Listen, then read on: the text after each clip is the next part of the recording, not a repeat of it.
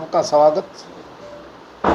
Bharatiya Janata party का संकल्प पत्र जो मोदी जी की गारंटी है देश में, क्योंकि हर 5 साल में जब कभी भी देश की लोकसभा के चुनाव होते हैं तो हर पार्टी अपनी अपनी बात करती है और माननीय मोदी जी का एक सपना है जिसको हम सब ने साकार करना है। 2047 तक ये देश विकसित देश कैसे बने, ताकि सारी समस्याएं, जब कोई देश विकसित देश बन जाता है तो बारी भीतरी वो सारी समस्याओं का समाधान अपने आप निकलता है। हमारा देश कोई छोटा देश नहीं है, 142 करोड़ की जनसंख्या और उभरती ताकत है ये देश।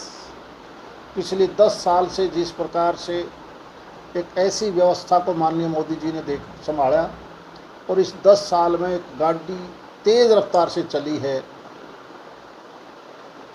और अब तेज़ चलाने के लिए जहां शुरुआती तौर पर देश की रक्षा सुरक्षा को हमने मजबूत कैसे बनाना है, क्योंकि दुनिया में डिस्टर्बेंस है, कहीं रसिया यूक्रेन की है, कहीं इजराइल का, आजकल ईरान से झगड़ा हो गया, पड़ोसी देश हैं वो एक दूसरे से लड़ते हैं।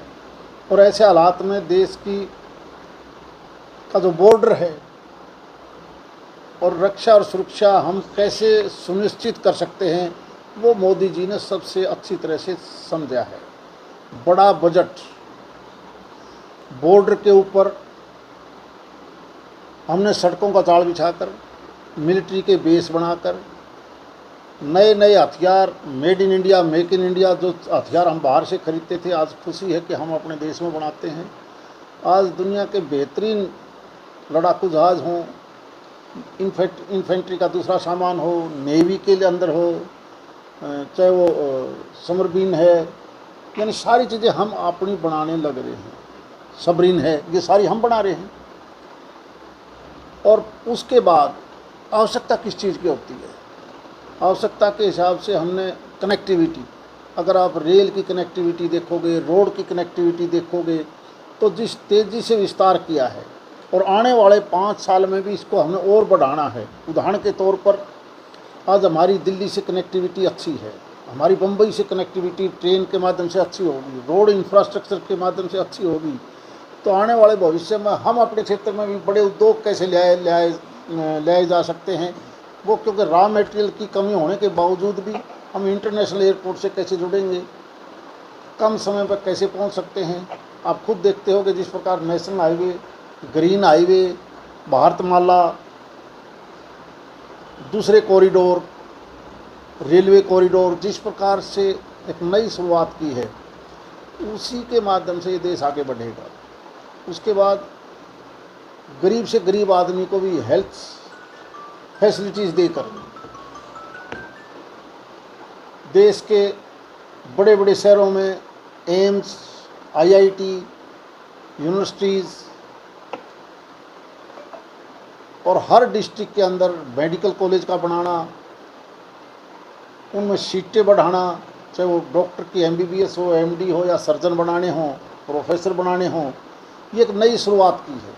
और अब तो हेल्थ में सबको सुविधा मिले। आयुष्मान कार्ड, जिस प्रकार से गरीब आदमी, घर में पैसा ना हो तो भी उसका जीवन हम कैसे बचा सकते हैं, उसके ऊपर बड़ी राशि खर्च करना, और भविष्य में इसी गारंटी को लेना कि 70 साल से ऊपर का जो भी आदमी है, महिला हो या पुरुष, उन सब के आयुष्मान कार्ड होंगे। और केवल यही नहीं, देश को हमने आगे बढ़ाने के लिए स्वच्छ पानी कैसे पिलाना है, इसलिए अलग से एक विभाग, जहाँ सिंचाई का विभाग है, नदियों को जोड़ने का, उसको आगे बढ़ाना है। उसके बाद हर आदमी को, शहर हो या गांव, चाहे बस्ती छोटी हो या बड़ी, हमने स्वच्छ पानी पिलाना है। इसलिए बड़े बड़े स्टोरेज टैंक, वहाँ पर लोहे की पाइपलाइन लगा के ट्रीट करके पानी सबको देना। बारिश के पानी को रोकने के लिए जोड़ तालाब का दोबारा बनाना, नए बनाना, ये सारी की सारी का पैसा भारत सरकार की एक सोच है कि आने वाले 5 साल में हमने इन चीज़ों को यहाँ से यहाँ लेके जाना है। सबसे बड़ा फोकस इस संकल्प पत्र में क्या है कि हम धीरे धीरे हम किसान को ऐसा मजबूत करें, और किसान क्योंकि इस देश की जो पुरानी स्रोत हैं वो था मोटा अनाज, जिसमें अब बाजरा है, चना है, सरसों है, ये जो मोटा अनाज था। और मोटा अनाज से बीमारियां कम होती हैं, उसमें खाने खाओगे तो ताकत ज़्यादा मिलेगी। अगर आप केवल चावल और गेहूँ खाओगे तो वो पौष्टिक आहार नहीं है। इसलिए ऑर्गेनिक भी हो, मोटा अनाज हो, और इसका दुनिया में आप देखते हो कि पिछले 2 साल से डिमांड बढ़ी है। आज चाहे हम भावांतर योजना के तहत पैसा देते हों, लेकिन आने वाले समय में इसकी इतनी ज़्यादा डिमांड बढ़ेगी, शहर का आदमी हो या गांव का, देश का हो या विदेश का, हर जगह डिमांड बढ़ेगी मोटे अनाज की। और हमारा मोटा अनाज, क्योंकि इस देश में गर्मी सर्दी दोनों मौसम हैं, और मोटा अनाज पैदा वहीं होता है जहाँ सूखा भी हो, गर्मी भी भयंकर पड़ती हो, ठंड भी ज़्यादा हो। वो दुनिया के सभी देशों में ऐसा मौसम नहीं हो सकता। वो हमारी सेहत के लिए भी ठीक, ये फोकस किया है माननीय प्रधानमंत्री जी ने। और उसके बाद जो हमारी मिट्टी, हमने ज़्यादा उसके अंदर जहर डालकर, कहीं कीटनाशक दवाइयाँ डालकर, कहीं यूरिया डीएपी डाल के हमने उस मिट्टी को मिट्टी नहीं रहने दिया, उस मिट्टी को ख़त्म कर दिया। आप कई जगह देखते होंगे, वो पानी जहाँ खड़ा हो जाता है तो वो रबड़ का रूप ले लेता है, पानी ज़मीन के नीचे नहीं जाता। पहले जब बारिश होती थी तो गर्मियों में कितनी बारिश हो जाती, ज़मीन पानी पी लेती। दोबारा से ज़मीन की ताकत को दोबारा जिंदा करना, ये सबसे बड़ा उद्देश्य माननीय प्रधानमंत्री जी ने इस संकल्प पत्र में लिया है।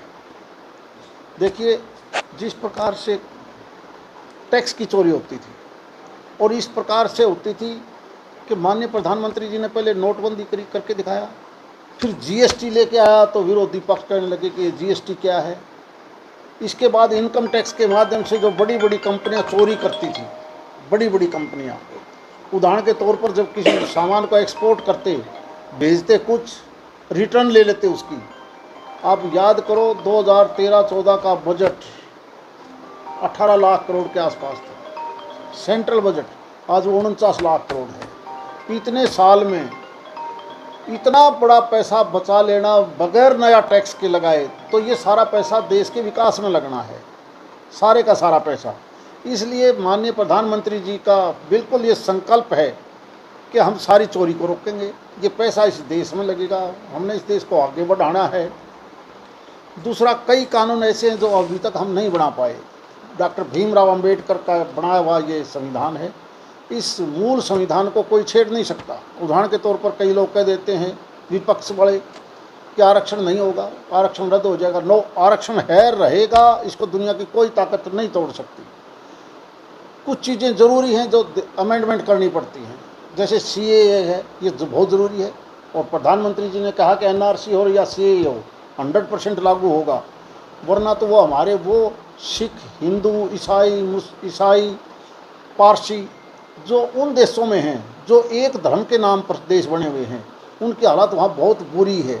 आप खुद देखते होंगे, कभी 23% पाकिस्तान का हिंदू, आज मात्र 1.5% बच गया। उनमें से अगर किसी प्रकार से वो डिस्टर्ब कर दिए तो उनको नागरिकता देना हमारा परम धर्म है, उनको बचाना हमारा धर्म है। इसलिए ये सीए की बात हो, एनआरसी की बात हो, और दूसरा ये जो कॉमन कोड है, माननीय प्रधानमंत्री जी ने कहा है कि हम कॉमन कोड 100% लागू करेंगे, क्योंकि एक देश है, एक संविधान है, और सबके ऊपर एक जैसा कानून हो। इसी प्रकार जैसे हमने कश्मीर में धारा 370 को हटा के सारा देश एक किया है, ये चीज़ें ज़रूरी हैं। इसलिए जो हमारा संकल्प पत्र है, और इसकी तुलना में अगर दूसरों के देखोगे, वो तो पता नहीं 10 पार्टी हैं, 20 हैं, 30 हैं, सबका अलग अलग घोषणा पत्र। लालू का लड़का कोई घोषणा कर रहा है कि मेरा ये घोषणा पत्र है, अखिलेश कहता है मेरा ये है, दक्षिण की स्टेट है उनका अलग ही है, अकाली कुछ कह रहे हैं, आम पार्टी कहती है कि हम ये करेंगे। वो तो एक जगह बोल ही नहीं रहे। अगर इस कमरे में उनका घोषणा पत्र रखोगे तो वो घोषणा पत्र के कागज आपस में लड़ पड़ेंगे। जबकि भारतीय जनता पार्टी का तो एक संकल्प है कि देश को 2047 तक हमने विकसित देश बनाना है। इसलिए आप लोगों को हमने आज ये तकलीफ दी थी। धन्यवाद।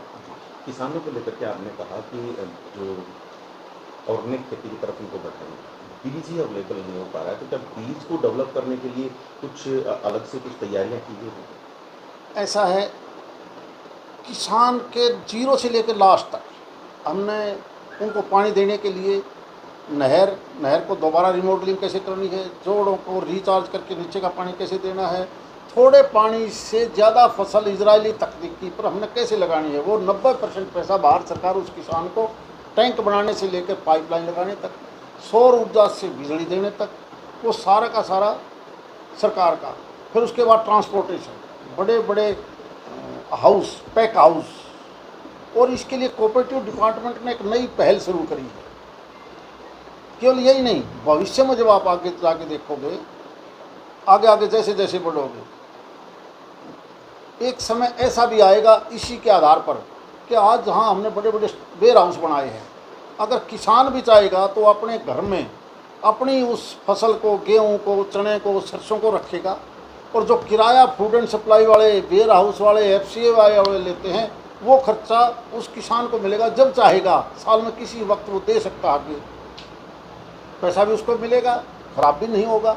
यानी सोच कोऑपरेटिव डिपार्टमेंट जो माननीय अमित शाह जी के पास आया है, एक बहुत लंबा चौड़ा एक विजन दिया है। अगर सारे संकल्प पत्र को पढ़ोगे आप, तो किसान की आमदनी दुगनी कैसे करनी है। महाराष्ट्र से अगर किसी ने दूध लेके आना है, एक स्पेशल ट्रेन चला दी, किसान ट्रेन, वहाँ से टमाटर लेके आना है तो समय पर पहुँचेगा।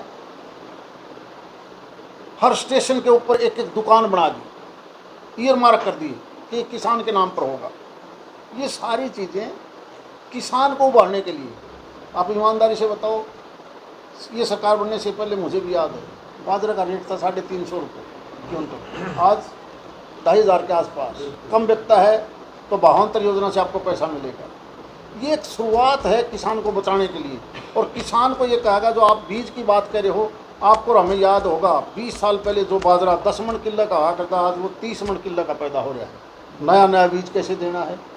जो गेहूँ पहले था, आज आप किसी भी क्षेत्र में जाके देखो 50 और 60 मन गेहूँ हो रहा है किलो का। ये एग्रीकल्चर सेक्टर में उन वैज्ञानिकों का जो खेती बाड़ी से जुड़े हुए हैं, उन्हीं ने ही तो ये बीज डेवलप किया है। आप नहीं देखते 12 मास आप फ्रूट खा रहे हो, बाजरा, जो आपका ये है, खरबूजा है, तरबूज है, वो भी माल्टा है, कुछ भी खा लो।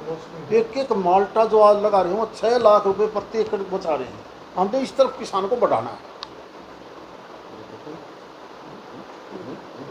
विकसित भारत की आपने बात की है, तो विकसित भारत के नाम पर काफ़ी दिनों से ये राजनीति हो रही है, लेकिन हाल फिलहाल की जो कुछ रिपोर्ट सामने निकल के आई थी, वर्ल्ड बैंक ने विकासशील देशों की लिस्ट से भी बाहर कर दिया। तो ऐसी स्थिति में कहाँ विकसित भारत बनाने की बात है? मैं कहता हूँ, जिसका बजट 18 लाख से 49 लाख करोड़ हो गया, वो कौन सा वर्ल्ड बैंक की कापी हमने तो नहीं पढ़ी आज तक। ये हो ही नहीं सकता। हम जिस तेज़ी से पढ़ते हैं, हमारी ग्रोथ 7-8 के पास है, और विकसित देशों की ग्रोथ 2%, 2.5% है। उनकी तुलना में हम 4 गुना ज़्यादा ग्रोथ पर चल रहे हैं। चाइना जैसा जो बहुत तेज़ी से बढ़ा था, आज उसकी ग्रोथ देखिए। आज अमेरिका और यूरोप के, इंग्लैंड और जर्मनी, फ्रांस की ग्रोथ देखिए, उनसे हम 2-3 गुना ज़्यादा हमारी ग्रोथ आ रही है आजकल। बॉर्डर पर आपने बात की, तो बॉर्डर पर इधर से चाइना काफ़ी ज़मीन घेर के बैठा हुआ है। लद्दाख में आंदोलन तक चल रहे हैं, उनको कहीं पर भी आने नहीं दिया जा रहा है। सोनम वांगचुक धरने पर भी बैठे। तो क्या किया जा रहा है, क्योंकि आप तो कह रहे हैं ये सच्चाई यह है कि 62 की जो वार थी, उसके बाद हज़ारों हज़ार हेक्टेयर, किलोमीटरों में हमारी ज़मीन को दबाया गया था। और जब ज़मीन को दबाया गया तो वो 62 से लेके और कितना अर्सा 50 साल तक वो सरकारों ने ध्यान नहीं दिया। अब जाके हमने इन बॉर्डर के ऊपर अपने रोड बनाए हैं। अब उनकी औकात नहीं कि वो आगे बढ़ जाएं, अब वो औकात नहीं छोड़ी। लेकिन जो पहले जो करके, उनको हमने धीरे धीरे, हमने एक ऐसी बॉर्डर जो जिसको हम लाइन ऑफ कंट्रोल बोलते हैं, एक होती है LAC, एक होता है लाइन ऑफ कंट्रोल। LAC है एक्चुअल बॉर्डर आपका कहीं है, लाइन ऑफ कंट्रोल वही होती है जो दोनों देशों ने मान लिया, इधर तुम इधर हम। तो आज हमने हमारी जो LOC है उसको ठीक रखने के लिए हमने सुरक्षित बेस भी बना दिए, फौज के बड़े बड़े डू भी बना दिए, ब्रिगेड खड़ी कर दी, और रोड कनेक्टिविटी ऐसी दे दी कि हम थोड़ी देर में वहाँ पहुँच जाते हैं। आपने विकास के कार्यों की बात की, काफ़ी सारे आपने नए विकास के कार्य भी बनवाए, लेकिन आपके ही अगर क्षेत्र में हम बात करें, तो पानी की जितनी कमी आपके क्षेत्र में यहाँ पे बनी हुई, उतनी कहीं पर भी शायद नहीं होगी। ठीक है। तो उनको अभी तक पिछले 10 साल में कुछ नहीं करवा पाए, तो सच्चाई आगे यह क्या है, कर सकते देखो ऐसा है, जिस पानी की आप बात कर रहे हो, ये लोहारू फीडर जिसका यह क्षेत्र पानी पीता है, भिवानी दादरी डिस्ट्रीब्यूटरी, दादरी फीडर का पार्ट है। ये कभी बंसीलाल जी के टाइम पर इसको हम बोलते थे कुछ और, बदरो बोलते थे, और बदरो के ऊपर बंसीलाल जी के टेनोर में इमरजेंसी से पहले इसको लोहारू फीडर का रूप दिया गया। बदरो केवल बारिश के टाइम का था। बंसीलाल जी ने पहला पंप हाउस बनाया तो भी बारिश के सीजन का ही पानी लोहारू फीडर में डाला था। अब धीरे धीरे वो सारी लाइनिंग हो चुकी है, जिसकी कैपेसिटी आज से 10 साल पहले, आज से जिस जेलन का ये पार्ट है, जेलन की टोटल कैपेसिटी थी उस टाइम 1300 क्यूसेक, आज उसकी बढ़ा के हमने 2500 कर दी। उसी जेलन का पार्ट लोहारू फीडर है, उसी का महेंद्रगढ़ कैनाल है। आप ये देखोगे तो इसका बहाव का पानी, मैं ये नहीं कहता कि कौन सा क्षेत्र कौन सा नहीं है, चाहे वो लोहारू की टेल पर जाएगा भी तो लोहारू फीडर से जाएगा, अब नांगल चौधरी जाएगा तो भी इसी से जाएगा, अटेली जाएगा तो भी इसी से जाएगा। पीने के पानी के लिए आपकी बात सही है कि बहुत बड़ा क्षेत्र ऐसा है जहाँ नीचे का पानी हमारे यहाँ नहीं है। उनके लिए हमने क्लस्टर के तौर पर बड़े बड़े गांव, 10 गांव, 5 गांव, 20 गांव बना के पब्लिक हेल्थ के वाटर टैंकों का काम तेज़ी से चल रहा है। पुराने हैं उनका सबको रिमॉडलिंग करने लग रहे हैं। संसपुर से लेके आप अचीना ये सारी बेल्ट चले जाओ, जो कभी चौवा चढ़ गया था, दोबारा बनाने लगे हों टैंक, क्योंकि नीचे से वाटर लॉगिंग उनको होगी। हर गांव में दोबारा से बना के, एक गांव का अगर किसी माइनर पर, तो है हमारी कोशिश है कि बड़ी नहर से जोड़ के 10-20 गांव का इकट्ठा कर दो, और उसी का रिजल्ट आने वाले समय में आप देखोगे।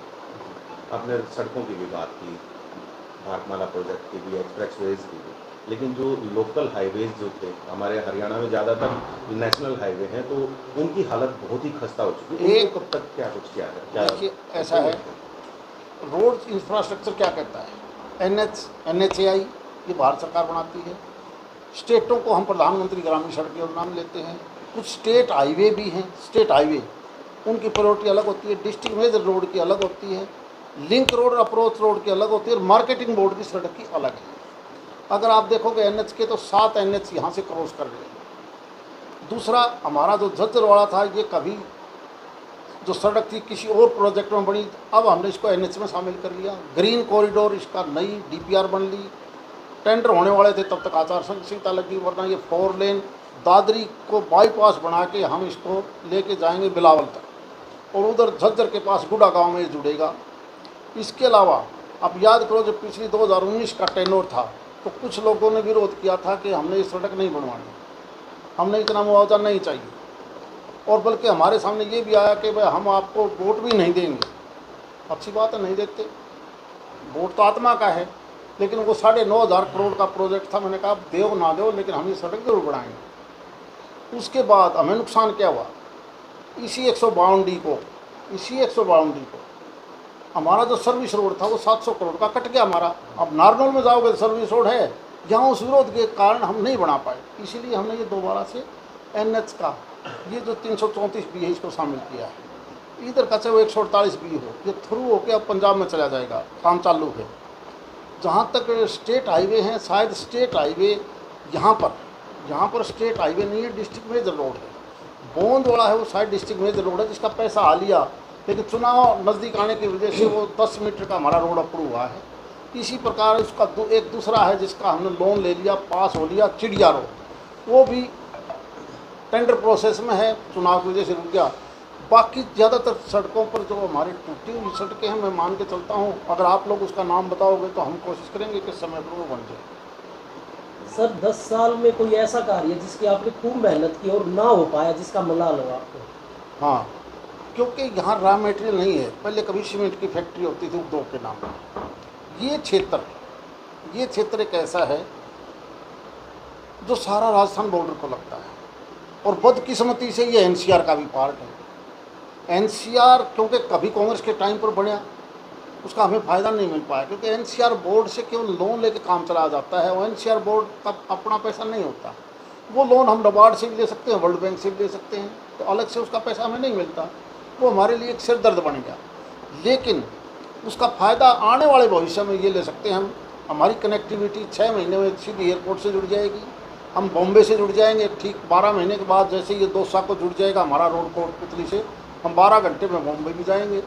यानी कॉरिडोर रोड का हो, रेल का हो, कनेक्टिविटी जब अच्छी हो जाएगी चारों तरफ, तो दिल्ली में जो हो ज़्यादा ज़मीन महंगी है, चाहे गुड़गांव हो, दिल्ली हो, सोनीपत हो, पानीपत हो, यहाँ ज़मीन सस्ती है। हमारी कोशिश होगी नेक्स्ट में जो हम अब तक नहीं कर पाए कि बड़े उद्योग यहाँ आएँ, IMT यहाँ बने, चाहे वो खुडाना है, दादरी है, भिवानी है, हमारे तीनों जिलों में ठीक उद्योग। और उद्योगपति तभी आता है जब उसको या तो रॉ मटेरियल मिले या कनेक्टिविटी ठीक है। और कनेक्टिविटी हमारी ठीक है, रॉ मटेरियल के बारे में तो मैं नहीं कह सकता कि हमारे पास कोई ऐसी चीज़ है, वो उसमें हम सफल नहीं हो पाए अभी तक। गांव-गांव आप पहुंच रहे हैं, कैसा माहौल देखने को मिल रहा है? मैं ये मान के चलता हूँ पिछली बार की जीत थी 4,44,000 समथिंग की, इस बार ये जीत अच्छी बढ़ेगी। महंगाई को कम करना क्या पॉसिबल है सर? 2 प्रकार की महंगाई है, 2 प्रकार की महंगाई। एक महंगाई जो आम आदमी को ज़रूरत है, जो इंडस्ट्री से बढ़ती है, जो इंडस्ट्री से बढ़ती है। एक आदमी है किसान, वो भी कुछ बोता है। अगर हम ये कह दें तेरा गेहूँ हम सस्ता कर देंगे, तेरा सरसों सस्ता कर देंगे, तो किसान पर भाव पड़ता है। सरकार यही कर सकती है कि उसका पेटा अलग से भर दे। अब जो कमीज आप पहन रहे हो, सारे साथी पहन रहे हो, जिसमें कहीं ना कहीं 50, 67 टेरिलीन और खादी सूत ये मिक्स है। मुझे याद है सन 72 में भी इसका यूँ रेट था, आज भी वही रेट से गढ़ा फर्क कड़े पड़े। तो महंगाई अगर हम कपड़े में देखा तो नहीं आई। ये विपक्ष बोलता है ना कि हम सिलेंडर 500 का कर देंगे, क्या अच्छी possible बात है। अब देखो वो 2047 तक तो मुझे लगता नहीं वो विपक्ष आ पाएगा, बाद में कर देंगे।